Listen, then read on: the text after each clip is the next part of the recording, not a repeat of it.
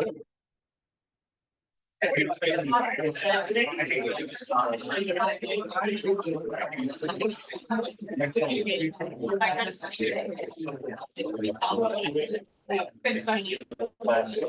everyone, can you hear me? Fantastic. Thank you for joining us here today. My name is Michael Spinner. I'm Interim Executive Director of LPC, and we're delighted to be hosting this really important conversation. We're one panel short because of the huge queues coming into the centre today. So Camilla Cavendish will be joining us in a little while. COVID, so he's not coming today. So we are going to kick off. Last week, IPR launched a 3-year endeavour commission on health and prosperity that looked at the relationship between health and our individual and collective prosperity, and really evidenced the fact that too many people are currently either out of work due to sickness, and that has both a personal economic cost, but also a national economic cost, but also the huge cost of presenteeism of people being ill but in work, and productivity being hit as a result. And that really is a kind of foundational, massive challenge that Labour are going to face in this Parliament. One of the biggest challenges we face in our economy is a shortage of workers, a labour shortage, and a big part of that is investing in health. And so the panel discussion today is to talk a bit about how we do that, how we treat health as an asset and not cost, and how we reform our systems, our NHS, and our employment service to support people into good work, keep them in good work, and keep them in good health. So I'm going to hand over to our esteemed panel. I'm going to come first to Liz, Secretary of State for Work and Pensions, to say a bit about how you see this challenge and what you are doing to tackle it. Over to you, Liz. Thanks, and it's really great to be here at IPPR. Gave me I've worked for IPPR twice in my life. My first job there when Commission on Social Justice for the last Labour government. So I know how important the work is that you do, and I'm a huge supporter of yours. So thank you for inviting me here today. I think the reason why Keir gave me this job, because my background has been predominantly in health and social care, because he understands a healthy nation and a healthy economy are two sides of the same coin. And that, put simply, I think we need radical reform of both the NHS and our health system and our entire system of employment support if we are going to get both back on the right track. And that's what I want to say a bit about today. I mean, I see this not just in my own city, but right across the country, that so many people, a record number, 2.8 million now, dropped out of work due to poor health. The over 50s, many of them women with hips, knees, joints, often also caring for elderly relatives at the same time. But also we're seeing an increasing number, and this is one of the things I'm particularly worried about, of young people, really sort of small in total number, but rising rapidly out of work due to often mental health problems. We now have 1 in 8 of all of our young people not in education, employment or training. I mean, that is absolutely appalling, up about 90,000, I think, in the last year alone.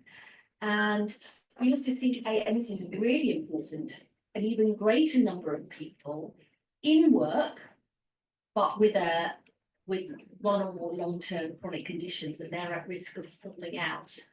And on top of that, as you will know, millions of people stuck in low-paid and insecure work, struggling to make ends meet. And I think it's difficult talking about economic inactivity. Sounds like it's not really about people. you know, it is a huge problem. We've seen the biggest rise in economic inactivity over this parliament ever. It's proving much harder to solve. It's not coming down. But really, this is about real people, real lives, their talents being denied, their health suffering, their income suffering, and for me, worst of all, people being written off. And under the last government, then blamed and scapegoated in order to get cheap, easy headlines. That somehow this was all because people were a bit bluesy and couldn't be bothered to come into work. And you know, the only people I think who were shirking their responsibilities was the last government, who failed to put in place the real reforms we need to tackle the root causes of worklessness, or to give people hope for a better life. So we do need, I believe, radical reform. And the problem, and you see this as much within the NHS as you do within our system of employment support, is I think both of them are set up to deal with the problems of the past, not today and tomorrow. So within the NHS, it's a cliche, but it's true, still too often a sickness service with last minute intervention from the hospital, not the upfront help and support in the community and at home. And within DWP, a system which is predominantly driven by official unemployment. Don't get me wrong, we absolutely have to do everything to keep that low. You know, the Labour Party was founded as a party that wanted to beat the scourge of unemployment. But the problems of today and tomorrow is this big challenge around inactivity driven by sickness. And yet our job centres, well, are they job centres or are they predominantly focused on administering benefits? So we need big reform on both of them, having worked both within the NHS and now DWP. The two main problems are they are very, very centralised and top down, and they're both very siloed, not working across with other parts, you know, skills, employment, jobs. And I think when I look at one very simple fact that Ali McGovern, who's our Minister for Employment, always says, you know, only 1 in 5 people looking for work uses a job centre, and only 1 in 6 employers who want to recruit are using job centres. So that needs to change. The challenge is huge. I'm not going to pretend that setting this up in a different way is going to be easy, but the prize is big. And you will hear more from us in two key ways. Firstly, we have a white paper on our plans to get Britain working, which will be published around the budget time, focusing on 3 key issues. Number 1, overhauling our job centres.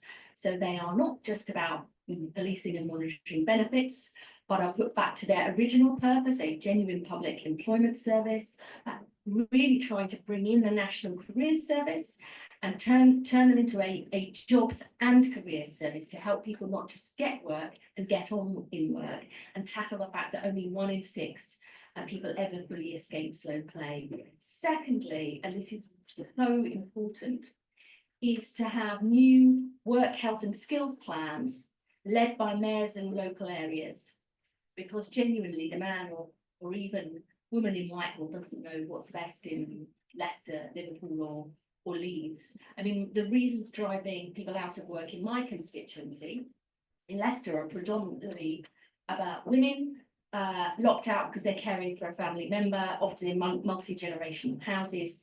In Blackpool or Barnsley, it's much more about those long-term physical health problems and mental health problems that I spoke about earlier. So I think you can only get this right. It's much more driven by mayors and local areas underpinning our local growth plans. You know, we are going to create the jobs of the future in our modern industrial strategy through our plans for clean energy. And I want my people getting those jobs.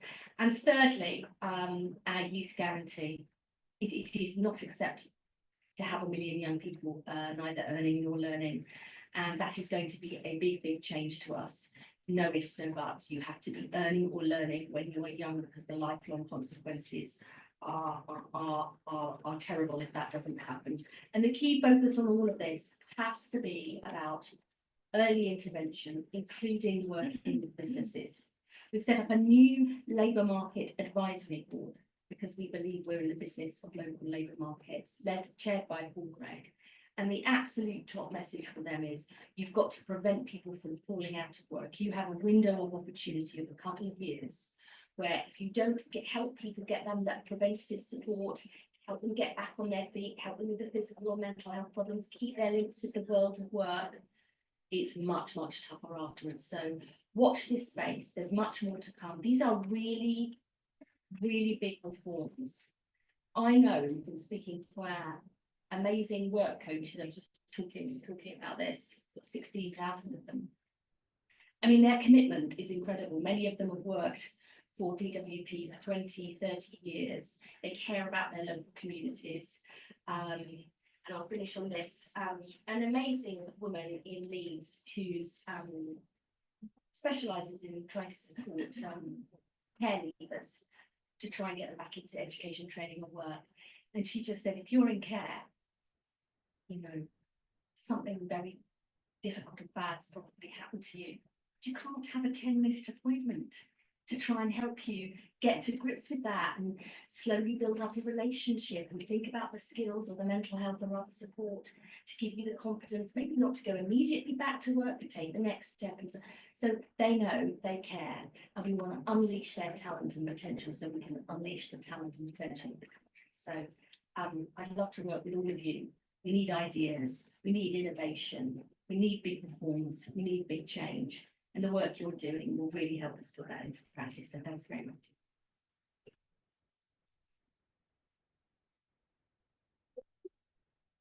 Thank you, Liz. I'm going to come next to Chris Thomas, who headed up the Commission on Health and Prosperity, to just give us a flavour of that commission, but particularly to say a bit about our prescription for how we tackle this challenge. Thanks, Harry. And thank you everyone for coming in such number. So I'll give a little bit from the commission, but first perhaps to say what the Commission on Health and Prosperity was. It was a 3-year initiative really when we were coming out of the peaks of COVID-19, so that living with COVID time of 2022. And what we'd really observed was that COVID proved that health was the bedrock of our economy. 2020 was the biggest fall in GDP the UK had experienced in 300 years. We wanted to see whether that relationship held true outside of that particular year, and then to work out what the policy implications of that were.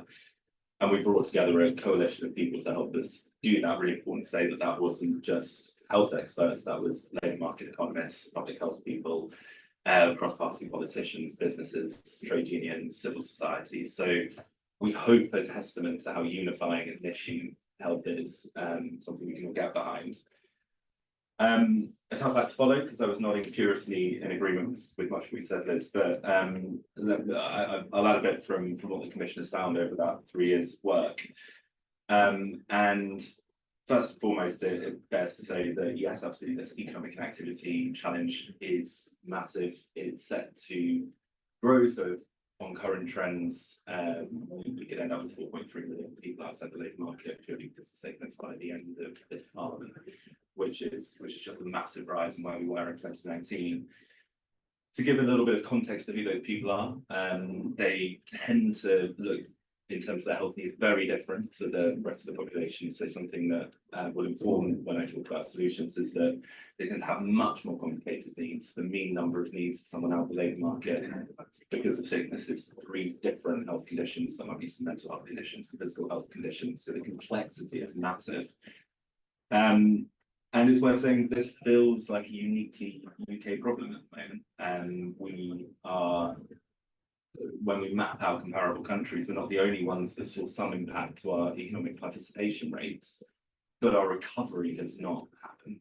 Other countries have recovered, we haven't. So much like after 2008, we might have seen the productivity puzzle as defining, the participation puzzle is now a defining challenge of the post-COVID period. It's also worth saying that that point on inequality and this being different by place, absolutely true as well. We find these big clusters of economic and health inequality and then economic inactivity across the country. So in some parts of the country, in fact, health and prosperity are really a challenge, but in other parts, the massive challenge, they tend to be deindustrialized, urban deprived parts of the country. So with that all in mind, that big challenge and the challenge that feeds into the fairness of society, but also things like growth, that will be the biggest drag anchor on growth that we can really think of. The question becomes one of solutions, and the report that we put out last week really tried to major on solutions, and I'll just give a flavour of that quickly.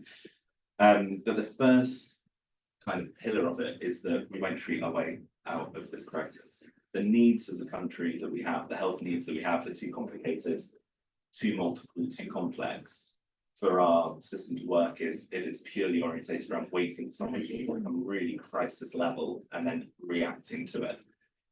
So our proposition is we need a shift, if there's no overarching shift, from a reactive approach to health, hospitals, A&E departments, to a proactive one, and that's where we're going to get the solutions from. For me, that's about bringing health into the places we live, work, and grow, the places we actually spend our time. Very striking to us that we might spend, we're unlucky, a couple of months of our lives cumulatively in a hospital, that will spend 80,000 hours in work, and yet it's hospitals not work that we think the kind of frontier of our intervention should come from. So that's the mindset we need to shift. So what are some of the things that we talk about? Well, I think to that point of prevention, using work as a point of health intervention so that we can prevent people, one, falling sick, but two, if they do fall sick, falling out of work when the challenge becomes much more severe. Absolutely crucial. We talk about work and employment standards. We talk about some of the incentives we could use to get updated, but also some of the regulations and the hard levers that we need within that dynamic. Once someone falls out, we should remember, of course, 3 million people roughly out at the moment, out of work because of sickness. Well, obviously we need solutions to that. So bringing health and employment services together, a pillar of our solutions as well. And having some capacity to target our interventions to those places where it's most profound. We talk about health and prosperity improvement zones, the last thing we have health action zones, but some capacity to bring interventions to the places where it's most needed feels very important to us as well. You can band all of this as a health creation approach. That's the mindset shift from a kind of sickness-based approach at the moment. But without wanting to take up this time going into the absolute minutiae, which we might get to in the discussion, a note of optimism to finish on from the Commission, which was there are places, there are people, there are countries that are doing this fantastically, that are showing the health and prosperity and linking the two and doing much better as possible. I'm very struck that when we look at employers, yes, we can find some bad practice, but we can find some brilliant, innovative employers that are prioritising health. When we look at public services, we can see some parts of the country, Lewisham being one, where employment services and healthcare services being pulled together in innovative and powerful ways. And when we look internationally, we can see countries that have delivered long-term, ambitious change on health, often with approaches that replicate health missions. Japan, South Korea, Singapore all have had long-term, 10-year plus health action plans that worked and have delivered massive gains in healthy life expectancy. So looking forward to getting into the detail, and that gives a bit of a flavour of where the Commission has come from. I'm sure we'll get to more of the granularity as the conversation continues, but I'll leave it at that for now.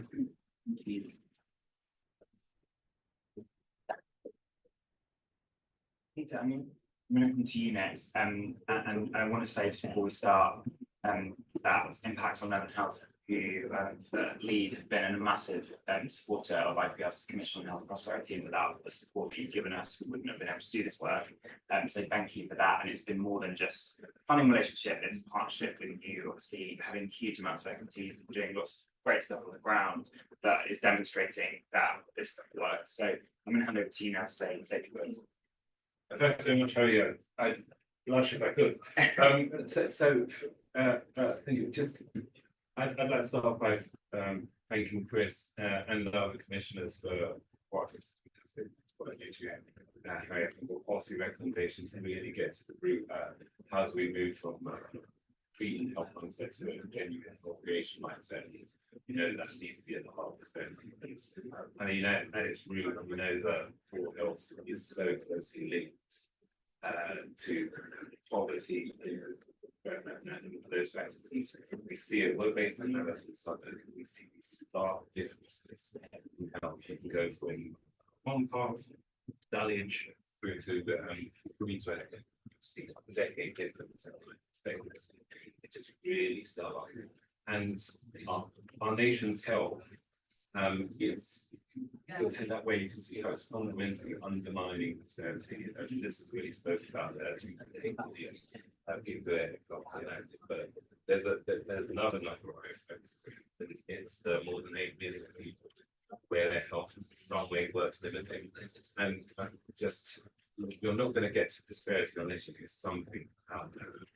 And like once you've established that connection between these, you know that we have to look at where 80% of health comes from, and it's outside the healthcare service.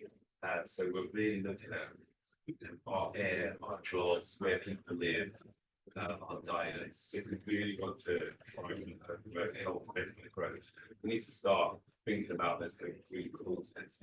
So I think that's another health.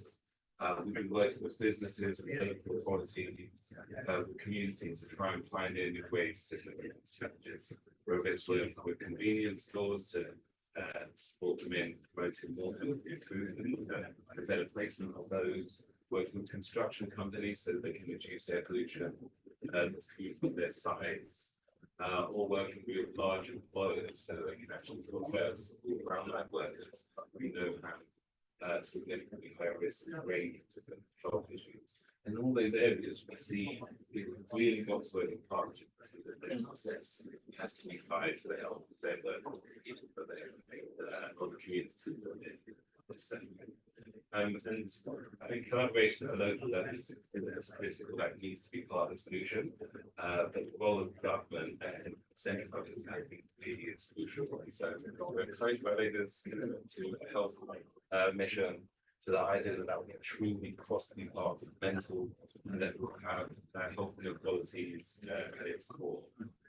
We know that if this mission is really going to succeed, its work has to extend far beyond the NHS. So it has to get to that food housing, reducing air pollution, ensuring people have access to good food, and tackling financial insecurity as well. So just as we look ahead and as the government approaches the end of those 20 days, I think it's really encouraging policy proposals that are already the junk food out ban is hugely important and proposals for access to statutory sick pay. So that's really quite exciting. Going forward, we're going to need to see even stronger incentives to businesses to stop selling so many farming products. So be really good. I hope we get to explore that session and get part of the discussion. And just taking all these myths together, I think that's true. If we want to advance prosperity, we really have to think about things like health and prosperity. And while we spoke to the investor about the health, that's part of health being. Sorry, Apologies. So whilst it's great to hear about the idea that from West treating that the Department of Health should be seen as an economic ministry, I think DWP should be seen as a health ministry, just recognising the critical role that it needs to play. And I just close by returning to that statistic I mentioned earlier. We think of 8 million people whose health is limiting their ability to work. Some 20% of those aged until 64, like prosperity will have to come that could be better able to participate. So thank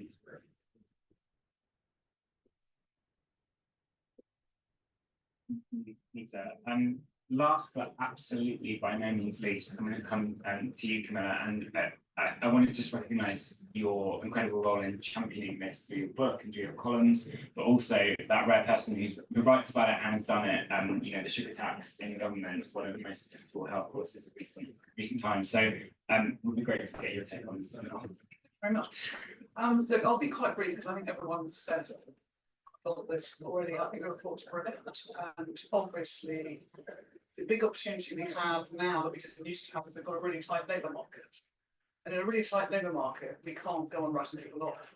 And health suddenly does become an asset. It can suddenly seem a real asset to our future as a country. So I think that's really important to find for leaders to be working on these issues. I really agree with what you said, Liz, about how centralised and siloed the NHS and DWP are. And the NHS particularly is terrible at partnering with third sector operators, community groups, and they want, you know, decades long problem. But lots of the groups on the ground and people who never fix some of this stuff. The NHS is very hierarchical not dealing with them. When I was in government in 2015, we set up a joint health and DWP work unit, which is still there. And it would be quite interesting to know why it hasn't done more, because I wonder if that's also part of the function of the siloed nature of the system. As Peter said, I mean, this is a whole life course issue. Michael Marmot's talked brilliantly about all that. It is not just about health.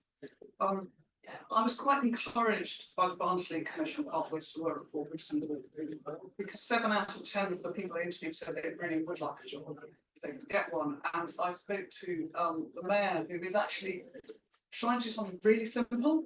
He's trying to get bus schedules to run on the same time that the shifts are operating in the factories. So sometimes there are limiting factors which you can fix quite easily, and I think transport is one we shouldn't forget about. It actually does affect a lot of people in Barnsley, where actually some of the biggest employers are warehouses. Healthy life expectancy. I was on the APPG that I'm pretty sure we convinced one government to set a target for healthy life expectancy. I think it might have been the main government. But of course, these are all words, aren't they? And actually, these words, by the way, have been in the NHS mandate for about 10 years. All these words, so this is just words. So again, there's no accountability for that target, I think. And I'm not sure about the big overall targets, but it does at least frame it in the way that it does frame the problem. And so it'd be interesting to know, if you want that target, can you fix it somewhere in the health issue? And then the last point I'd make is, I worked in North Southwark and Lambeth in the 90s, and I remember that a lot of people were out of work, permanently out of work there. And one of the things they were most frightened of was that if they took a job, they'd lose their benefits.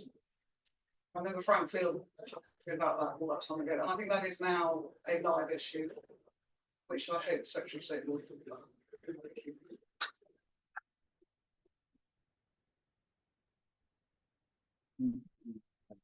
I'm going to open up to questions in just a second. I'm going to use my position as chair just to ask 2 quick follow-ups. I never would have predicted that. Never. So just on the point that Camilla has just mentioned, obviously, what is the right balance here between responsibility of people to contribute and go to work, and not being punitive and kind of self-harming in kind of pushing people out of the labour market with punitive sanctions? Point 1. And point 2, you mentioned industrial policy. There seems to be a massive opportunity if Labour's industrial policy could join up really, really closely with the department's work and employment centres. Never quite got that right. How do we do that? So on the first point, I mean, we've said we will have an into work guarantee, which means if you take a job and it doesn't work out, you're not going to have to go through the whole system all over again, all the assessments, all the worry that you wouldn't get back on to what you're going to get back onto, because this issue about confidence to take the plunge is absolutely essential. Big theme of the Barnsley report. What was the second question? Industrial policy. Okay, so the really good thing is whether it's, funnily enough, Blue Hague talking about the simple issue of buses, and they've got a nightmare. They're short of bus drivers, so they're having to cut routes because they can't recruit people. And I've got people who need the buses to get to jobs, so otherwise they're out of work. So she is absolutely determined to work with us on that, but much more importantly, on a bigger industrial strategy. Ed Miliband is absolutely committed to make sure that when we are creating the clean energy jobs of the future, for example, you think about offshore wind, many of those coastal areas and towns have really high levels of people out of work who are desperate for that, and we need to start that pathway now. So I think there are huge opportunities, but hard wiring this into the system. Having been involved in all sorts of reform for more than 30 years now, I never forget Naomi Eisenstadt, who bear with me on this analogy, she was responsible for Sure Start when we set that up. She said the trouble is politicians think delivering a policy is issuing a press release. Civil servants think it's issuing a circular, and everybody else knows on the ground it's the day in, day out work, nitty gritty, getting it right, admitting mistakes, building the relationship, showing success, figuring out the awful different bits of accountability and the pots of. I mean, she's right. It is not easy. But the Chancellor is very focused on this issue. West Streeting understands that, especially on something like mental health, there is such clear evidence now that if you're in good work, it's good for mental health. Your relapses are reduced and your length of stay in hospital is dramatically reduced. Better for people, better for taxpayers. So there's the chance here to make it happen, but I know in the end, it will be the targets, the accountability framework, how the money flows, all of that you've got to get right. Because otherwise, if it's all built on just someone being convinced in relationships, people move on. You know, they move around jobs. If God, do they move around them in the NHS? How do we hardwire this into the system? That is the challenge. But also the opportunity. Thank you. Okay, when you take it around, there's no microphone, so project is my main advice. The lady just here, yeah.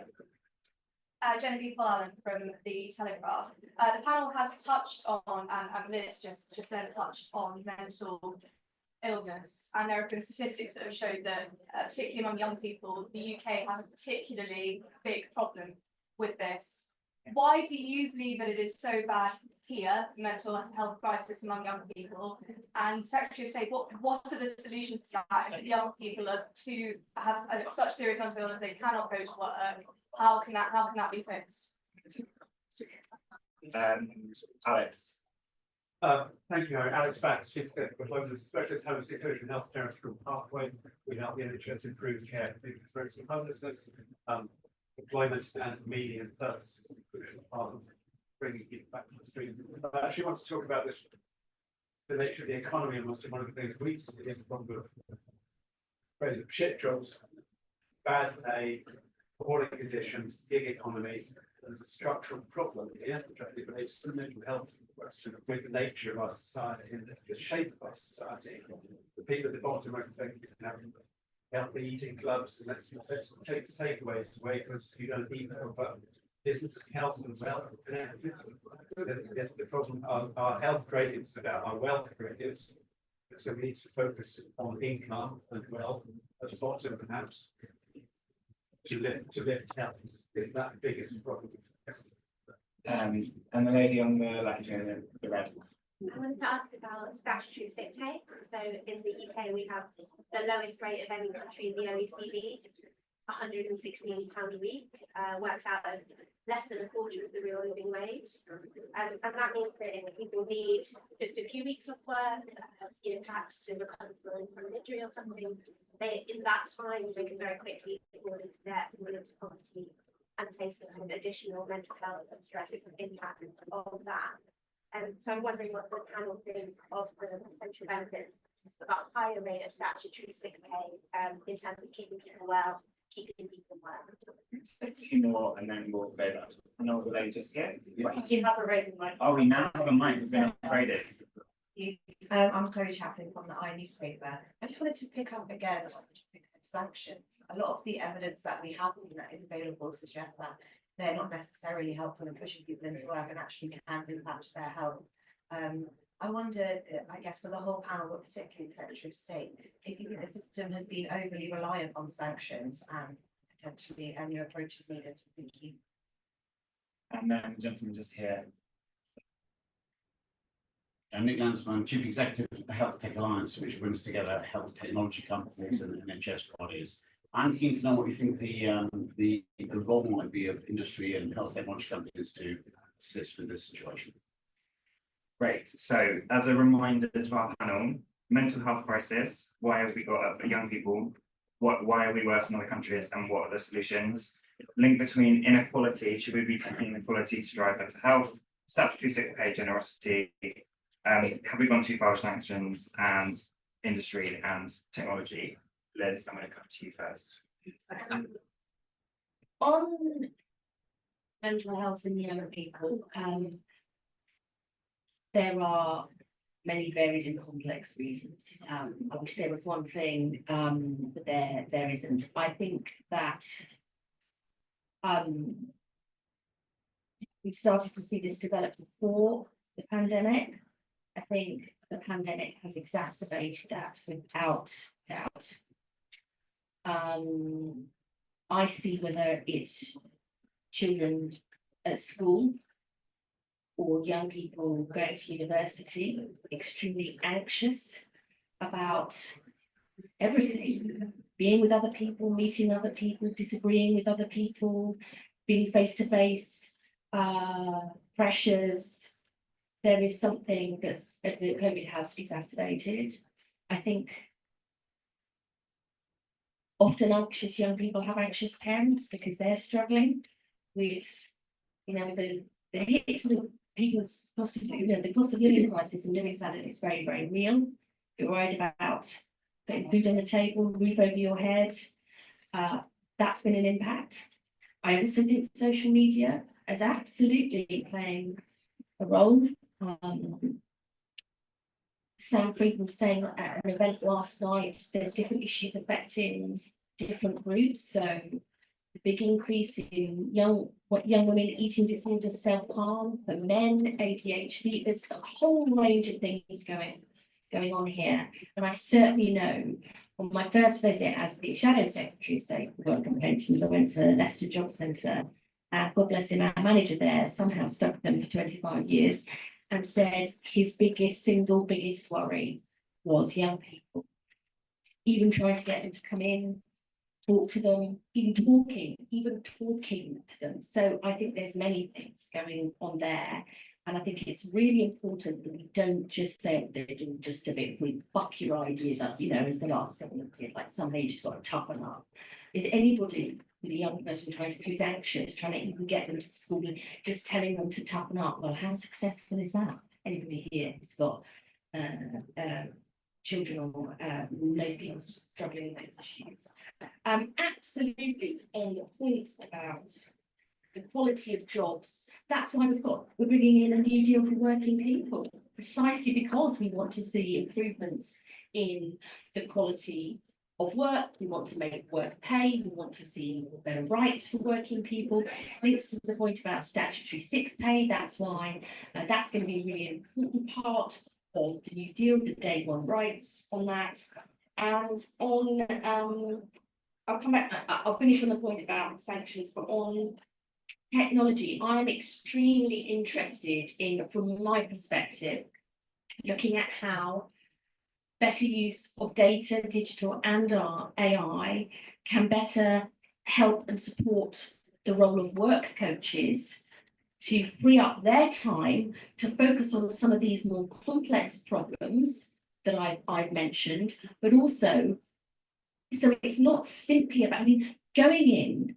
I've got, by the way, I should say, somebody in my office who's come to be my caseworker did work for the DWP, and she said, Liz, it's all WFMA. I said, what's WFMA? Weekly, fortnightly, mandatory assessments for 10 minutes. She just says it's a tick box. You send off 20 bad CVs, so it's not going to change the situation. How do you get to the root causes of, what's happening with someone's childcare, with their transport? Can we get them a new talking therapist service? Andy Burnham in Manchester, they've now got us, because they've got such a good partnership working, have specifically commissioned a talking therapist service for people who are looking for work. So I think we do need to look at that, and also for people who want to get on in their job or move on in their jobs, or who don't need to come into the job centre just because it's a tick box approach, but could have better support in work coach and skills development. Lots of role for technology there. And on the issue of sanctions, I've always believed in conditionality in the system. This is about rights and responsibilities, and that's been a part of the welfare state since the original Beveridge report. So I believe there should be consequences too, but sanctions should be a last resort. And I think I want to see our work coaches using their common sense, which they do. They know the people who have been struggling. They know the people who are taking the mick. And I want to make sure that with their experience are leading it. This is not some sort of top-down driven approach. Yeah. Chris, did you want to come in on anything?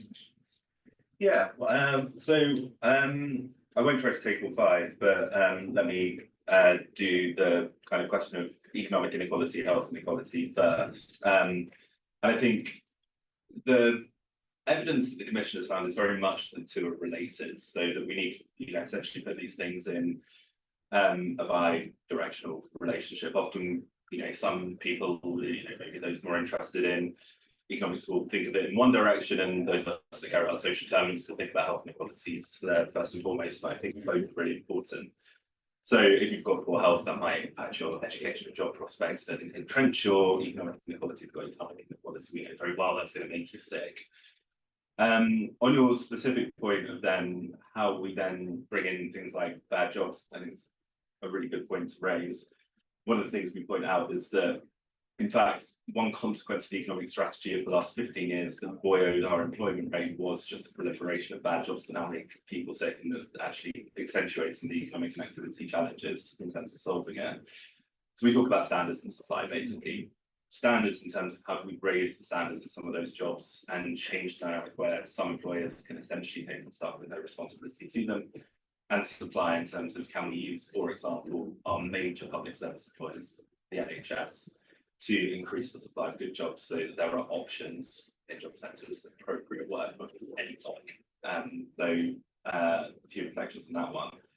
I did want to just say a few words on statutory sick pay, which is that absolutely agree. We find overwhelmingly the cost of business of sickness comes through presenteeism, not absenteeism.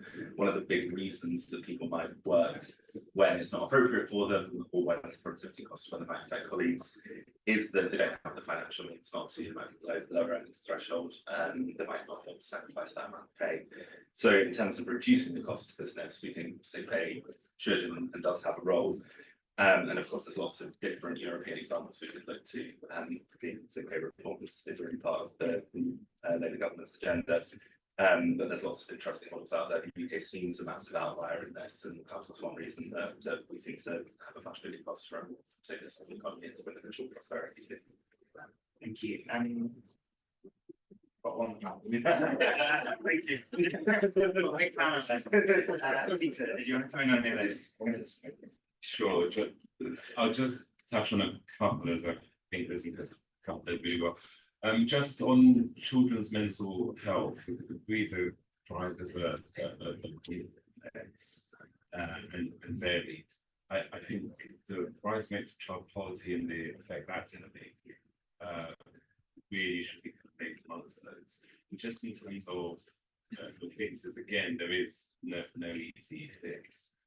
Some of the things that we've seen that are really encouraging are what you can do to make to encourage children to have more agency in their lives, and whether that's about sorts of school spaces they're in. One of those that we funded was drawn on that IPR work. It's called Open Road Families. It's actually a way to bring together children and their families. They get to have a bit more say on some of the things that they'd like to see around and beyond the schools, so whether that's like health cooking classes and be getting their advice on the weekend at schools, a whole range of things. So I think we're even trying to take a holistic lens to one of the things schools proliferation on children and young people will be really important. And then I just think one other point on the industry again, that is, I think really you so often see willing partners in industry for doing things that improve health. They can see the effect they have their bottom line of their level of being. I think I mentioned earlier that from construction, where we'd seen on one side, yellow patch, where we were able to reduce levels of air pollution by 70%.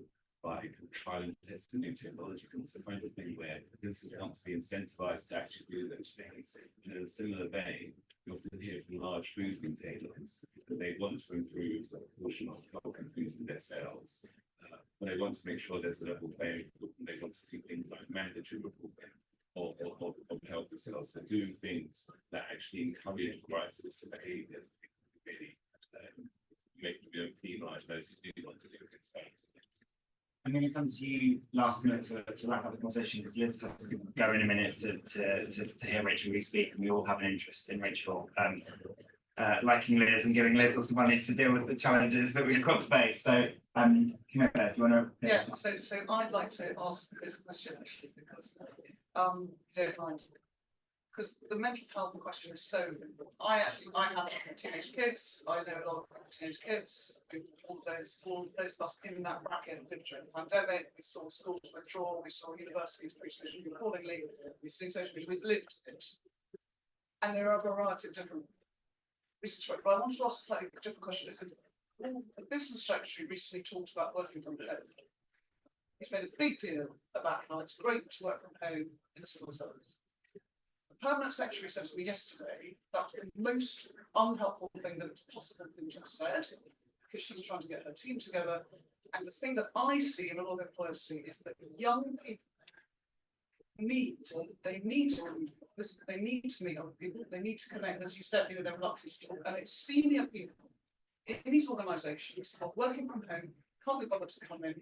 Basically, they are abandoning a generation of young people, and I do think that has mental health implications.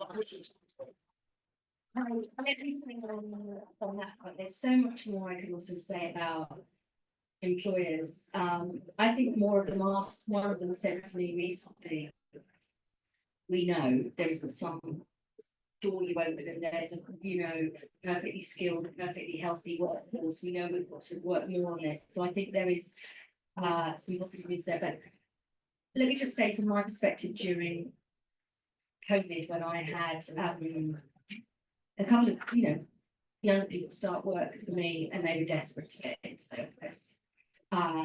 They didn't want trying to work from home. If 2 or 3 people in shared accommodation. I mean, this is not just London. They didn't know people. Actually, one of them, I'm not going to name him, he'd had 2 jobs starting at home, because he was so good, I nabbed him from somebody else, and it was really important. But this is what true, I mean, politics can be as bad as the media. I'm not going to criticise you here, but this is what, there isn't a one size fits all. This is the point. It's not like get you in work or get you. It's like, what does the person need? How do you make it work? So I know, for example, when I went to see some brilliant stuff Andy Bone's doing, a guy who'd got he had got ADHD, he'd also got some problems with his vision. He needed dark glasses. The company he was working for didn't want him to have them on, and they kept changing all his hours at the last minute. But the project that Andy had set out to try and bring together work and health, they found some cheaper glasses with lighter lenses, so the company was happy. And they said, could you not just send him 2 weeks in advance his hours? He turned up, he was the most loyal. That's what I mean. Different things work for different people. And I think that that's what true flexibility means. And as people of a certain generation, someone called me a veteran MP the other day. What I was used to it, I know, I'm Take it as a compliment. still think I'm a newbie. How I worked is completely different from what people my age now, when I started work, expect. So we have to change. So I'm not going to say either everybody in the office, and neither am I going to say, oh well, yeah, let's all work from home. What works for your company, but also for your individuals. And I do know from my own experience that many young people wanted to be in, because it was a nightmare working from home, and they were stressed, and it was great teamwork. But that was just in my circumstances. So, Thank you. So I want to say thank you to our panel. Thank you.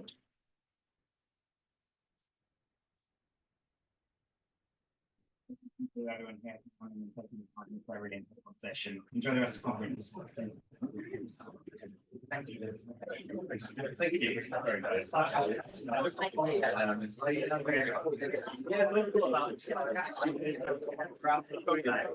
Yeah, I mean,